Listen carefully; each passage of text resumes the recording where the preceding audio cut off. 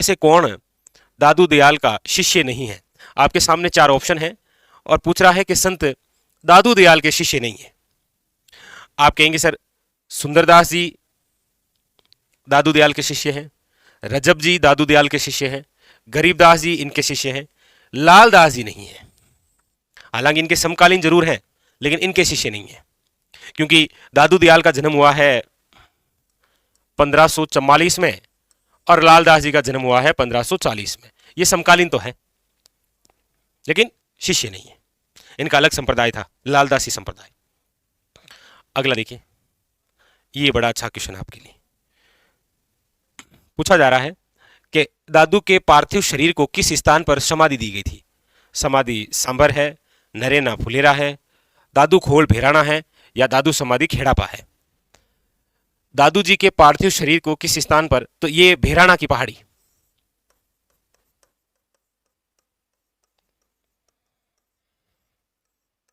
जिसे दादू खोल भेराना कहते हैं। ठीक है, ऑप्शन नंबर जो है वो हो जाएगा आपके सामने सी इज द करेक्ट आंसर। ठीक है, चलिए अगला। अगला है खालसा खाकी नागा राजस्थान के किस संप्रदाय के भाग हैं? देखो खालसा, खाकी, नागा, इसके अलावा विरक्त और उत्तरादे, ये जो शाखाएं हैं ये आपके कौन से संप्रदाय से संबंधित है? याद रखिएगा दादू पंथ। खालसा, खाकी, नागा, विरक्त और उत्तरादे। ठीक है, ये दादू पंथ से संबंधित है। ऑप्शन नंबर है आपके सामने बी। अगला। अगला है मुगल सम्राट अकबर द्वारा जिस संत को फतेहपुर सीकरी आमंत्रित किया गया था वे कौन है? यानी कि आप जानते हैं कि अकबर और संत जो दादू हैं इनकी जो मुलाकात है वो कहां पर हुई है? तो याद रखिएगा फतेहपुर सीकरी। फतेहपुर सीकरी कहां है? याद रखिएगा यूपी में। यहां पर इनकी मुलाकात हुई और यह मुलाकात किसके सहयोग से हुई थी? तो याद रखिएगा भगवान दास। भगवान दास के सहयोग से अकबर और संत दादू की मुलाकात हुई थी फतेहपुर सीकरी में। यहां पर ऑप्शन नंबर क्या हो जाएगा? D is the correct answer. याद रखिएगा दादू दयाल। ठीक है, हाँ ये मुलाकात कब हुई थी? तो 1585, बिल्कुल सही है।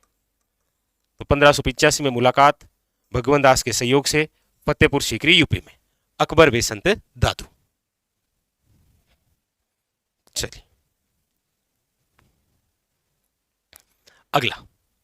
अगला है किण संतरी वाणियारो संग्रहण हरडे वाणी नाम सु संकलित करियो। यानी कि ऐसे कौन से संत हैं जिनकी वाणियां जो है वो संग्रह करके क्या कहलाती है? हरडे वाणी। जैसे आप पढ़ते हैं दादूरी वाणी, दादूरा, दोहा, मतलब जितनी भी वाणियां हैं उनको हरडे वाणी के नाम से, तो वो है दादू दयाल। ठीक है, याद रखिएगा इंपॉर्टेंट, दादू दयाल, वेरी वेरी इंपॉर्टेंट। अगला देखिए। अगला है दादू पंथ में सत्संग स्थल कहलाता है मुक्तिधाम, अलग दरीबा, चोपड़ा या फिर रामद्वारा? बताइए, दादू पंथ के अंदर जो सत्संग स्थल होता है ना उसे क्या कहते हैं? जैसे आप पढ़ते हैं कि विष्णुई समाज में जो सत्संग स्थल होता है उसे बोलते हैं सांथरी। उसी प्रकार दादू पंथ में जो सत्संग स्थल होता है उसे कहा जाता है अलक दरीबा। क्या बोलते हैं? अलक दरीबा। ऑप्शन नंबर है बी इज करेक्ट आंसर। चलिए कमेंट करके बताइए हमारे राजस्थान का ऐसा कौन सा संप्रदाय है जिनका संबंध अलक निरंजन से है? अलक दरीबा तो चलो फिर दादू और दादू पंथ हो गया, ये अलक निरंजन किससे संबंधित है? ये जरा बताइए, अलक निरंजन किससे संबंधित है? अगला। अगला है निम्नलिखित में से कौन सा दादू पंथ से संबंधित नहीं है? देखिए नरेना, अलग दरीबा, दादू खोल या अर्ण भवानी। देखिए दादू खोल तो यहां पर इनका पार्थिव शरीर, पार्थिव देह। नरेना के अंदर दादू पंत की पीठ है। अलग दरीबा जो है ये सत्संग स्थल कहलाता है। यानी कि जो दादू पंत से संबंधित नहीं है वो है अर्ण भवानी। हमारे राजस्थान में एक संत हुए हैं, उनकी रचना है ये। बता सकते हैं उन संत का नाम क्या है? आपने नाम सुना होगा संत रामचरण जी। उनकी एक रचना है जिनका नाम है अर्ण भवानी, याद रखिएगा। ठीक है, तो यहां पर ऑप्शन नंबर जो है वो हो जाएगा ए। चलिए अगला, अगला है दादू पंत का प्रमुख केंद्र। दादू पंत जो है इसका प्रमुख केंद्र है, देखिए दादू पंत की जो प्रमुख पीठ है वो है आपके नारायणा। अब नारायणा कह सकते हैं या फिर इसे नरेना कह सकते हैं। पहले ये जयपुर, अब ये वर्तमान के अंदर जयपुर और दुदू के बीच दुदू। ऑप्शन नंबर यहां पर क्या हो जाएगा? D is a correct answer. Dadu Pant की जो प्रमुख पीठ है वो है नरेना या नारायणा। ठीक है, हाँ जयपुर ग्रामीण आ जाएगा, जयपुर ग्रामीण और दुदू के बीच में, तो दुदू में है ये।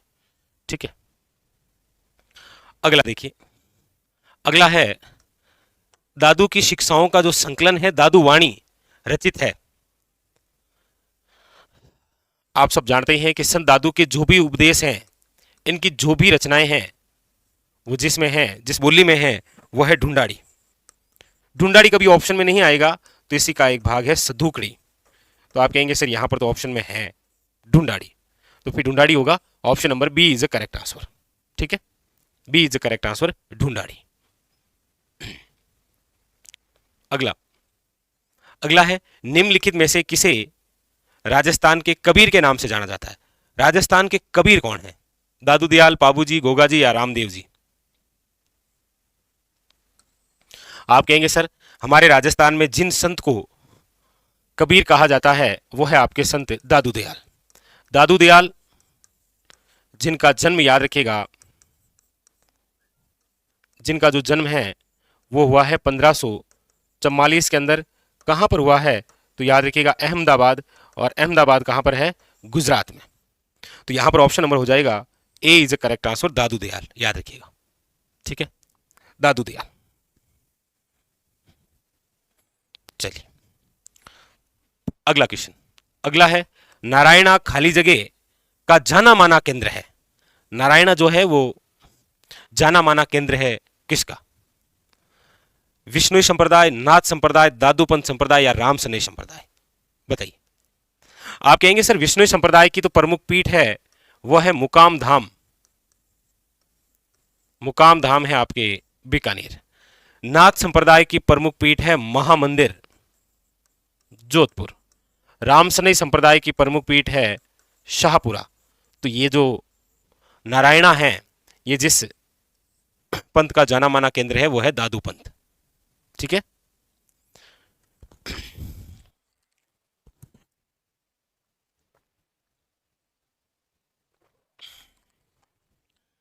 अगला देखिए,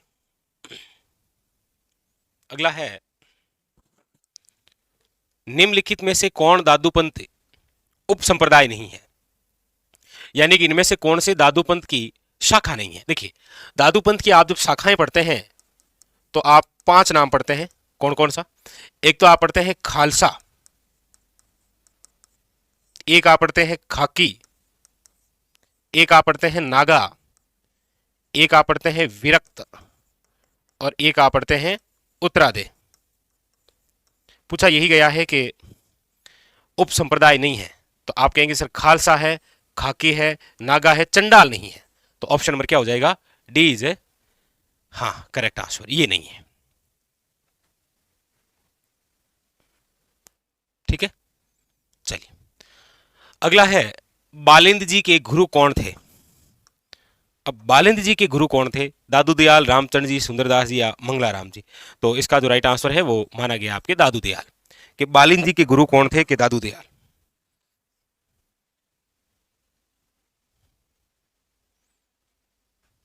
ठीक है,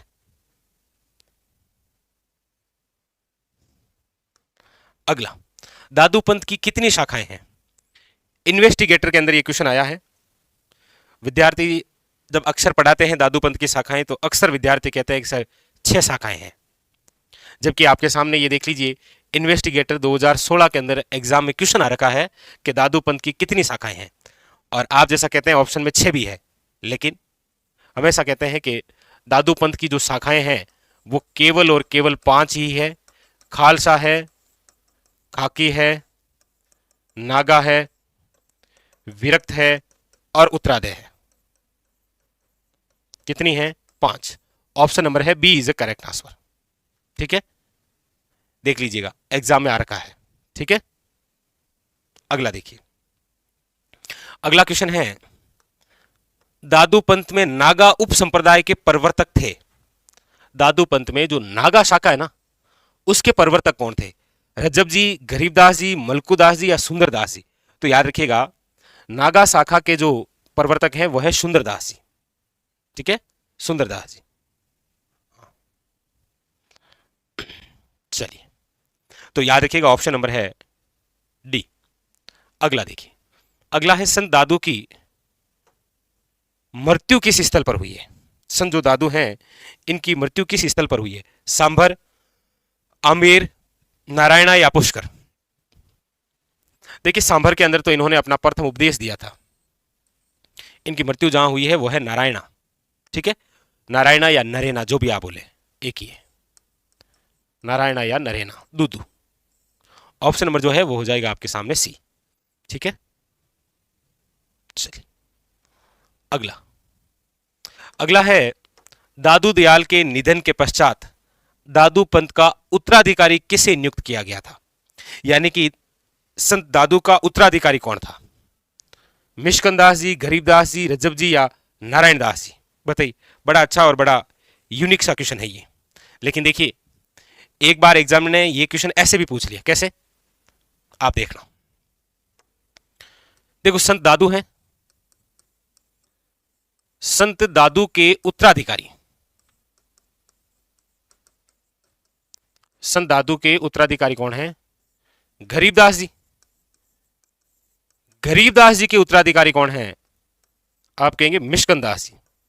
तो ये क्वेश्चन एक बार ऐसे पूछा गया कि संत दादू के उत्तराधिकारी गरीबदास जी हैं, तो गरीबदास जी के उत्तराधिकारी कौन है? मिशकंदास जी।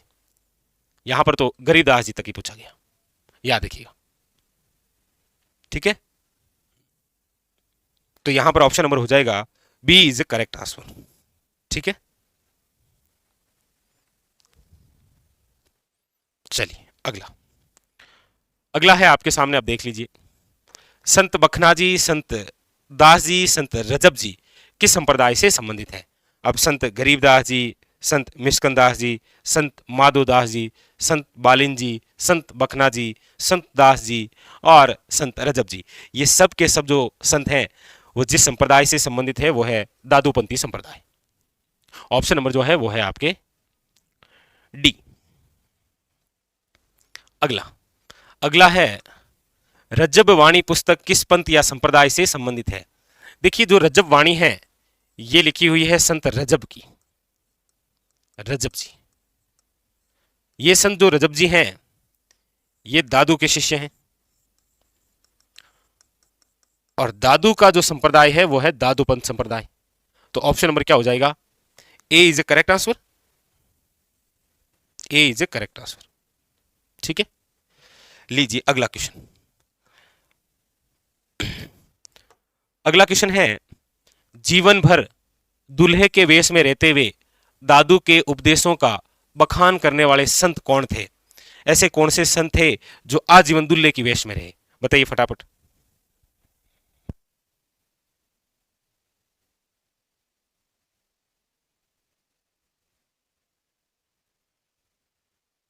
बताइए आजीवन दूल्हे की वेश में रहने वाले व्यक्ति कौन थे?